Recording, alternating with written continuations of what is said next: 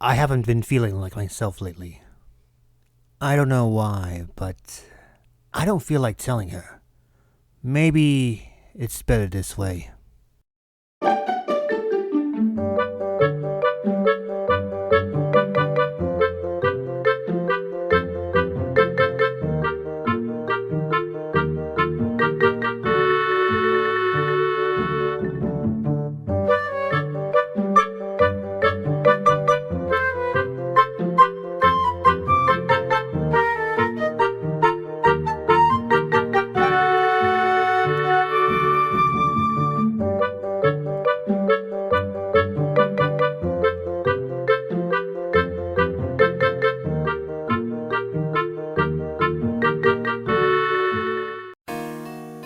You sure you're gonna be okay? Of course I am. Besides, I've got Twilight to help me in case anything goes wrong. Well, you be careful out there, okay? And here I thought Twilight was overprotective. Well, this is it, folks. The season finale recap. Let's take a look at To Where and Back Again.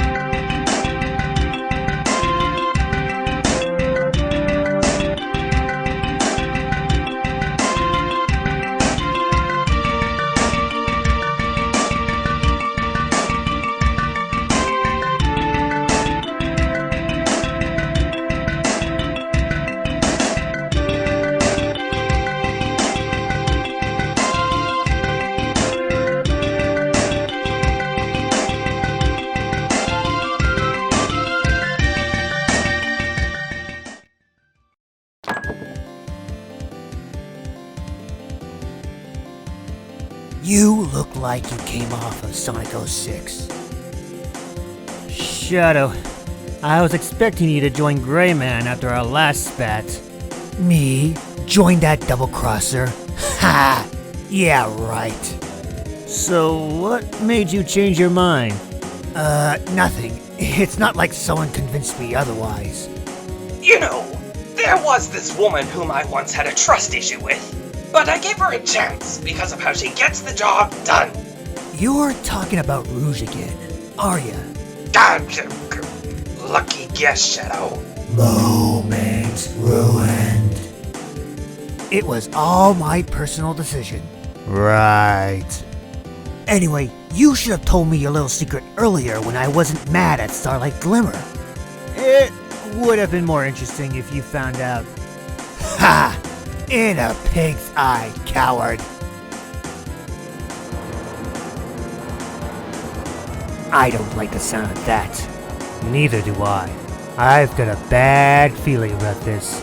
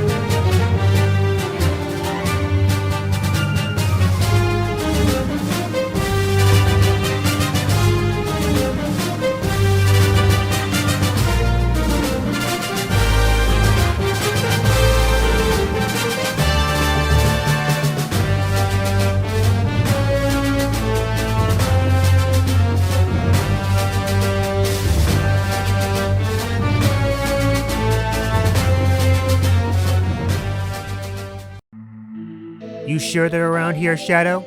I'm sure of it. Greetings, soft skins. Changelings! That's right. Now you two will serve our queen for all of eternity. Shadow, if we both fall, you're fired. Sounds like my kind of plan. Let's do this.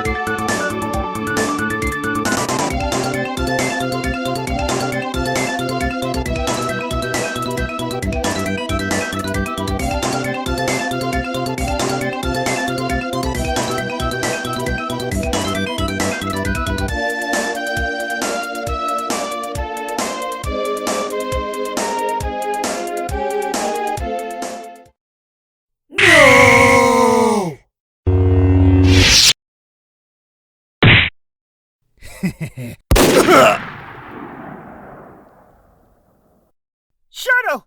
Shadow! Shadow! Shadow! Shadow!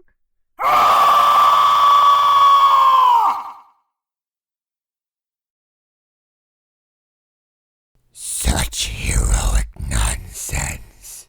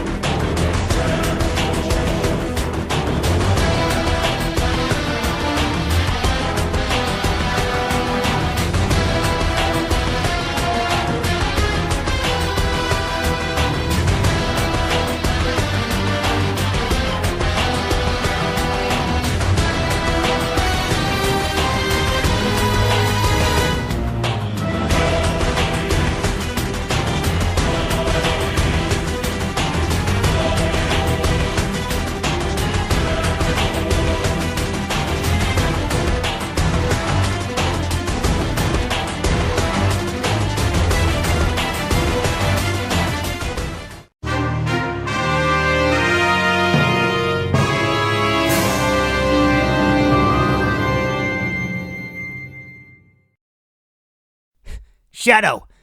Come on, Shadow! Don't you dare die on me!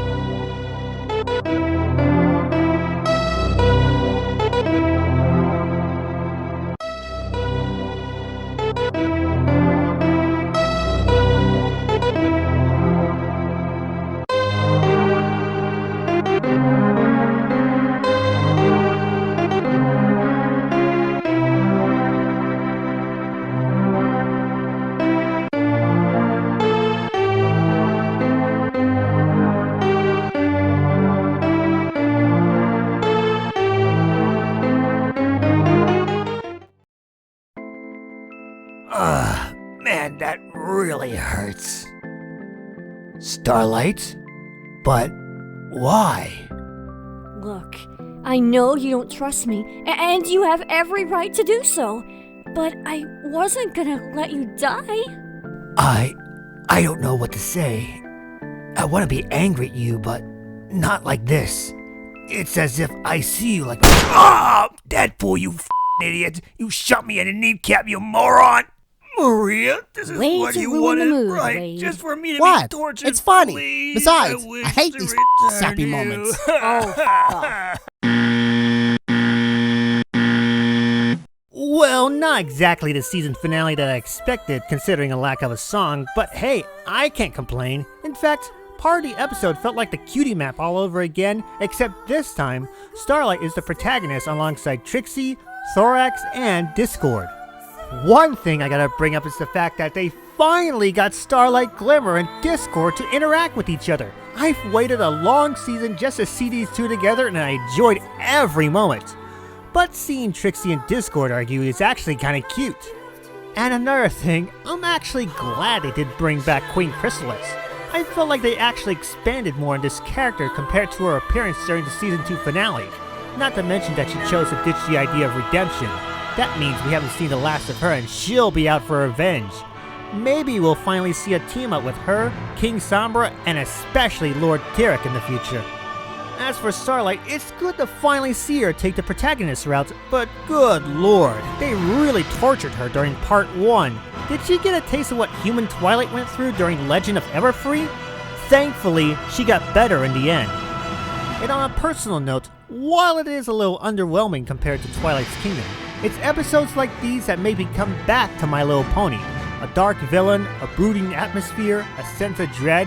You guys at Hasbro keep making these, and I'm going to come back to watch them, guaranteed. To Where and Back Again is the kind of episode that changes the formula and makes it rather interesting.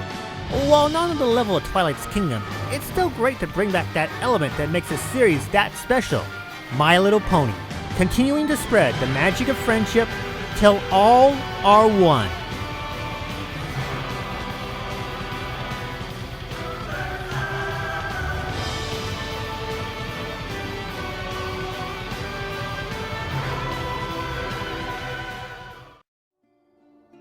I heard you had an interesting adventure. No kidding. I never felt the whole world weight on my shoulders at all. I also heard about what happened. Yeah, I know. But not all of us are willing to reform. Well, don't feel bad. Maybe you can help me reforming Drac. Wait, what did you just say? Nothing for you to worry about. Whew, for a moment there, I was nearly startled. Next year will mark the last time I'll be doing these recaps. It's been a fun 3 seasons, but I'm starting to wear myself out on these. I will conclude these recaps with the My Little Pony movie, but if I change my mind, I will let you all know. Here's to the upcoming Season 7 of My Little Pony. I know what you folks are thinking. Isn't the recap over? Well, tough cookies, because we have a treat for you. A movie review. And yes, it will be in a separate video. Now, on with the review.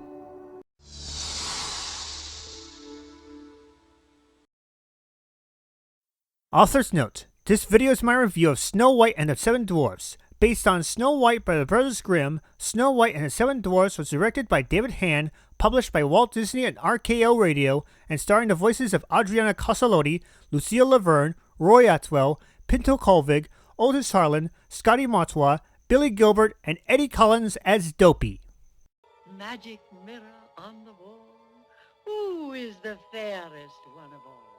I'm wishing for the one I love to find me today.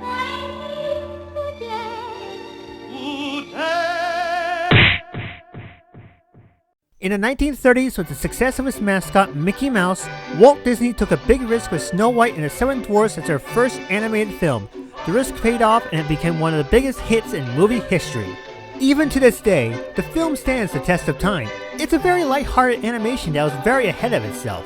The motion, be it traditional or rotoscoped, is very fluid and precise. But our focus is on the characters. While Snow White was a kind-hearted soul, she was also very naive and was prone to danger. Nearly everyone agrees that the Seven Dwarfs were the star of the film. Their comical and unique attitudes actually allow them to stand out. Though obviously, my favorite character of the film is Grumpy, a complete sourpuss with a lot of trust issues who also happens to be a big butt monkey, and yet his character got the most development of the movie. No wonder why he's got the most fans. And as lighthearted as this film is, it can get dark when you least expect it, especially parts focused on the Wicked Queen. Beautiful on the outside, dark and jealous on the inside, and when she desires the life of Snow White, her attitude can get really ugly. Ugh. And while this film still stands the test of time, there are a few flaws. One obvious one is that some parts do drag on too long, and the other one is that it somehow stereotype the queen as being evil, hence why Princess Celestia is not a queen in My Little Pony. Thanks a lot, Disney. But despite those flaws, Snow White and the Seven Dwarfs is still one of the greatest films of all time. Comical, dramatic, and a wonder to behold, Snow White will have you coming back, be with a loved one or little ones to call your own.